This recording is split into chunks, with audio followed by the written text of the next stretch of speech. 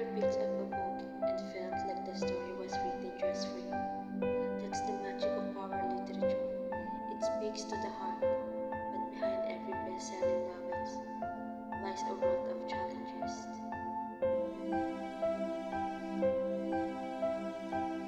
Let's open a few pages together and see what's really inside.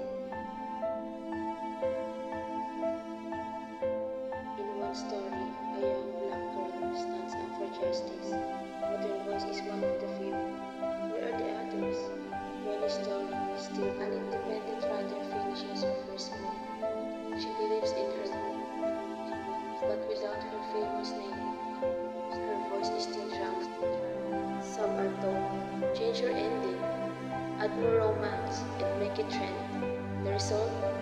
Story shaped by money, not meaning.